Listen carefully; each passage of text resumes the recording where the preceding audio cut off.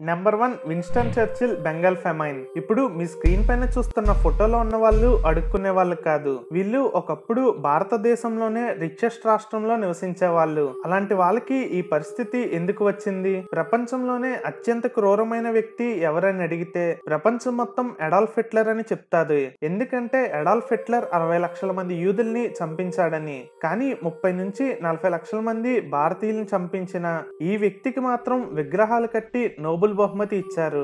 అది 1943 సంవత్సరం. బెంగాల్లో ఉన్న వీధులు మొత్తం భారతీయుల శవాలతో నిండిపోయి ఉన్నాయి. ఆ చనిపోయిన భారతీయులని కుక్కలు రాబందులు పీక్కుని తింటున్నాయి. ఆ ఫోటోని పెడితే యూట్యూబ్ కూడా గైడ్ లైన్స్ కి వ్యతిరేకమని చెప్తుంది. దాదాపుగా 30 లక్షల మంది ఆహారం లేక మరణించారు. పంటలు పండించే రైతులు వీధుల్లోకి వచ్చి అన్నం కోసం అడుక్కునే వాళ్ళు. ఈ 30 లక్షల మందికి ఆహారం లేకపోవడానికి వర్షాలు పడకపోవడం వల్ల వచ్చిన కరువు కారణమని మీరు అనుకుంటారేమో, కానీ అది అబద్ధం. ఆ కరువు రావడానికి కారణం ఒక వ్యక్తి.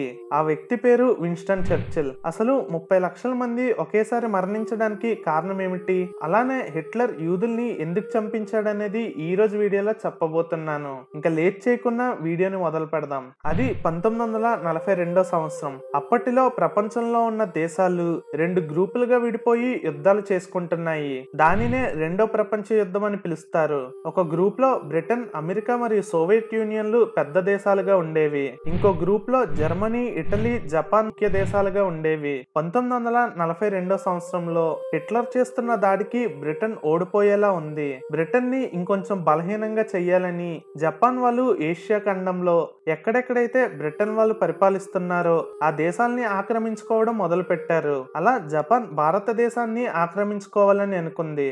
అది 1942 సంవత్సరం. జపాన్ సైన్యం బర్మా దగ్గరికి చేరుకుంది. కొన్ని నెలల్లోనే బర్మాని కూడా స్వాధీనం చేసుకున్నారు. జపాన్ వల్ల నెక్స్ట్ టార్గెట్ భారతదేశం ఒక బెంగాల్ రాష్ట్రము. ఈ విషయం బ్రిటిష్ వాళ్ళకి తెలిసింది. ఎలా అయినా జపాన్ వాళ్ళని అడ్డుకోవాలని బ్రిటన్ అనుకుంది. అయితే బ్రిటన్ వాళ్ళకి జపాన్ బెంగాల్ ని ఆక్రమిస్తుంది అనే భయం మాత్రం లోపల ఉండేది. అప్పుడే చర్చిల్ అనే వ్యక్తి బెంగాల్లోని కొత్త వార్ పాలసీని తీసుకొని వచ్చాడు. ఒకవేళ జపాన్ వాళ్ళు బెంగాల్ ని ఆక్రమించుకుంటే జపాన్ సైనికులకి ఆహారం దొరకకూడదని బెంగాల్లో ఉన్న ఆహార నిల్వలని బెంగాల్ నుంచి వేరే రాష్ట్రాలకి తరలించేశాడు. ఒకవేళ జపాన్ వాళ్ళు బెంగాల్లో ఆహారం లేకపోతే వేరే ప్రాంతాల నుంచి బోట్లలో ఆహారాన్ని తెచ్చుకుంటారేమో అని భయపడి బ్రిటిష్ వాళ్ళు బెంగాల్లో ఉన్న సామాన్య ప్రజల బోట్లని నాశనం చేయడం మొదలు పెట్టారు. ఒక లెక్క ప్రకారం దాదాపుగా 40,000 బోట్లని బ్రిటిష్ వాళ్ళు నాశనం చేశారు. దీనితో అక్కడ ఉండే ప్రజలకి ఆహారం దొరకక ఇబ్బందులు మొదలయ్యాయి. ఈ విషయం కోసం బ్రిటిష్ అథారిటీస్ అప్పటి బ్రిటన్ ప్రెసిడెంట్ అయిన విన్స్టన్ చర్చిల్ కి ఆహారం పంపించమని లేఖలు రాసేవాళ్ళు. అయితే విన్స్టన్ చర్చిల్ మాత్రం తనకి సంబంధం లేదన్నట్టుగా ఆ ఉత్తరాలకి స్పందించేవాడు కాదు. దీనికి తోడు 1942 అక్టోబర్ నెలలో బెంగాల్లో తుఫాన్ వచ్చింది. దానితో చాలా పంటలు నష్టపోయాయి. మిగిలిన కొంచెం పంటకి కూడా ఫంగస్ రావడంతో పంట మొత్తం నాశనం అయిపోయింది. అప్పటి బ్రిటిష్ ఇండియాకి సెక్రటరీగా ఉన్న లియో అనే వ్యక్తి ఇక్కడ సిచ్యువేషన్ చాలా దారుణంగా ఉందని తినడానికి కొంచెం తిండిని పంపించమని తరచూ సహాయం కోసం విన్స్టన్ చర్చిల్ ని అడిగేవాడు. దానికి చర్చిల్ ఇలా సమాధానం ఇచ్చాడు: ఇండియాకి ఎంత సహాయం చేసినా వాళ్ళకి సరిపోదు. భారతీయులు కుందేలులాగా పిల్లల్ని పెట్టుకుంటూ వెళ్తారని సమాధానం ఇచ్చాడు.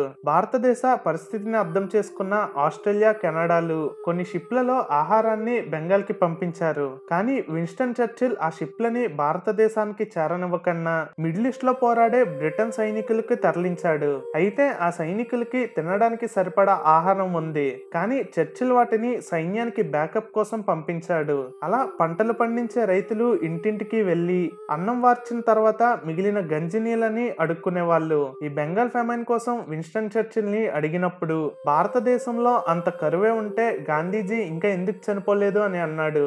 అలానే ఒక రోజు భారతదేశాన్ని మరియు భారతీయులని ఉద్దేశిస్తూ there are beastly people with beastly religion అని అన్నాడు. దాని అర్థం భారతీయులు చండాలంగా ఉంటారని, అలానే వాళ్ళ ప్రవర్తన కూడా అలానే ఉంటదని, అండ్ మన హిందూ మతం కూడా అలాంటిదే అంటూ మాట్లాడాడు. ఇలాంటి వ్యక్తికి ఈ రోజుకి కూడా యూకేలో ఎన్నో విగ్రహాలు ఉన్నాయి. Number 2 Adolf Hitler Holocaust. 16వ శతాబ్దం నుంచి 20వ శతాబ్దం మధ్యలో చర్చెస్ లో జీసస్ మరణానికి కారణం యూదులని బోధించేవాళ్ళు. దీనివల్ల క్రిస్టియన్స్ కి యూద మతపు ప్రజల మీద ద్వేషం ఏర్పడింది. అలా 20వ శతాబ్దం మొదట్లో మొదటి ప్రపంచ యుద్ధం మొదలైంది. అదొక సెపరేట్ స్టోరీ. దాని గురించి మన ఛానల్లో సిరీస్ ఉంటుంది, ఇంట్రెస్ట్ ఉన్న వాళ్ళు చూడండి. అయితే ఈ మొదటి ప్రపంచ యుద్ధంలో జర్మనీ అనే దేశం ఓడిపోయింది. ఈ ఓటమి జర్మనీ సైనికుల్లో ఒకడైన హిట్లర్ అనే వ్యక్తికి నచ్చలేదు. జర్మనీ ఈ మొదటి ప్రపంచ యుద్ధంలో ఓడిపోవడానికి దేశంలో ఉండే దేశద్రోహులే కారణమని హిట్లర్ భావించేవాడు. ఆ దేశద్రోహులు ఎవరో కాదు, యూదులు మరియు కమ్యూనిస్టులని హిట్లర్ అనుకున్నాడు. ఈ యూదులనే వాళ్ళు జర్మన్లు కాదని, వాళ్ళకి దేశభక్తి ఉండదని హిట్లర్ వాళ్ళ మీద ద్వేషాన్ని పెంచుకున్నాడు. అలానే హిట్లర్ ఒక క్రిస్టియన్ అవ్వడంతో చిన్నప్పటి నుంచి యూదులంటే ద్వేషం ఉండేది. హిట్లర్ జర్మనీకి నాయకుడు అవ్వక ముందు వియన్నా అనే ప్రదేశంలో ఉండేవాడు. ఈ వియన్నాలో అప్పటి రాజకీయ నాయకులు ఓట్ల కోసం యూదుల మీద వేరే ప్రజలకి ద్వేషాన్ని పెంచి ఎలక్షన్లో యూదుల్ని అడ్డం పెట్టుకుని గెలిచేవాళ్ళు. వాళ్ళ స్పీచెస్ ని విన్న హిట్లర్ యుక్త వయసులో కూడా యూదుల మీద ద్వేషాన్ని పెంచుకున్నాడు. ఎంతలా అంటే 1924లో తను రాసిన మెయిన్ క్యాంప్ అనే పుస్తకంలో యూదులు అనే వాళ్ళు ఒక పారాసైట్స్ లాంటి వాళ్ళని రాసుకున్నాడు. 1933లో హిట్లర్ నాజీ పార్టీ అధికారంలోకి వచ్చింది. 1935లో హిట్లర్ కొన్ని లాస్ ని అమలు చేశాడు. ఈ లాస్ ప్రకారం జర్మనీలో ఉన్న యూదులకి సిటిజన్షిప్ ని రద్దు చేశాడు. వాళ్ళు ఇక్కడి నుంచి ఎలక్షన్స్ లో ఓటు వేయలేడని చెప్పాడు. గవర్నమెంట్ స్కూల్స్, కాలేజెస్ ఇంకా ఏ ఇతర సెక్టర్లలో వాళ్ళకి ఉద్యోగాలు ఇవ్వకూడదనే నియమాన్ని పెట్టాడు. యూదులకు చెందిన వ్యాపారాలని వాళ్ళ దగ్గర నుంచి లాక్కొని యూదులు కాని వాళ్ళకి ఆ వ్యాపారాలని ఇచ్చేవాడు. 1939లో హిట్లర్ పోలాండ్ ని ఆక్రమించుకొని రెండో ప్రపంచ యుద్ధాన్ని మొదలు పెట్టాడు. అక్కడ కూడా పోలాండ్ లో ఉన్న యూదుల ఇళ్లని లాక్కొని జర్మన్లకు ఇవ్వడం మొదలు పెట్టాడు. యూదులందరినీ ఒక అంటరాని వాళ్ళలా ఒక దగ్గర ఉంచేవాడు. వాళ్ళకి ఆహారం అవి అందనివ్వకుండా చేసేవాడు. వాళ్ళు వ్యాధులతో అలానే మరణించేవాళ్ళు. అది 1941 సంవత్సరం. హిట్లర్ మరియు తన చుట్టుపక్కల ఉన్న నాజీ సైన్యంలో కొంతమంది కలిసి ఫైనల్ సొల్యూషన్ అనే ఒక ప్లాన్ ని తీసుకొని వచ్చారు. ఈ ప్లాన్ దేనికంటే యూరోప్ లోని యూదులు అనే వాళ్ళే ఉండకూడదని, యూదులందరినీ చంపేయాలని నాజీ పార్టీ అనుకుంది. అలా హిట్లర్ కేవలం యూదుల్ని చంపించడానికి ఒక స్పెషల్ ఆర్మీని కూడా ఉపయోగించేవాడు. వీళ్ళ పని కేవలం యూదులని కనిపెట్టి చంపడం. ఈ గ్రూప్ వాళ్ళు సెప్టెంబర్ 1941లో కేవలం 2 రోజులలో 33,000 మంది యూదుల్ని కాల్చి చంపేశారు. అలానే జర్మనీ మొత్తం కాన్సంట్రేషన్ క్యాంప్స్ ని హిట్లర్ ఏర్పాటు చేయించాడు. యూదులందరినీ ఇక్కడికి తీసుకొని వచ్చి 2 గ్రూప్స్ గా సెపరేట్ చేస్తారు. ఒక గ్రూప్ లో ముసలి వాళ్ళని మరియు కష్టమైన పనుల్ని చెయ్యని వాళ్ళని పెడతారు. వాళ్ళని సొంత ఫ్యామిలీ మెంబర్స్ ముందే కాల్చి చంపించేవాడు.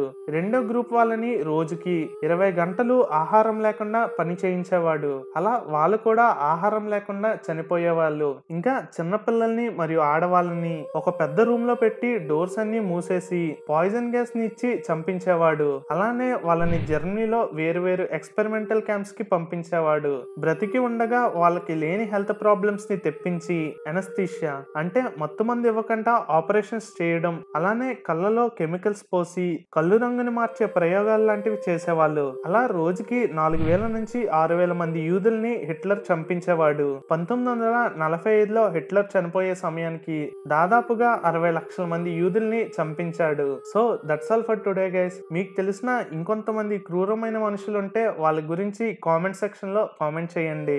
వీడియో కానీ నచ్చితే లైక్ చేసి షేర్ చేయండి. ఛానల్ ఒక కంటెంట్ నచ్చితేనే ఛానల్ ని సబ్స్క్రైబ్ చేసుకోండి.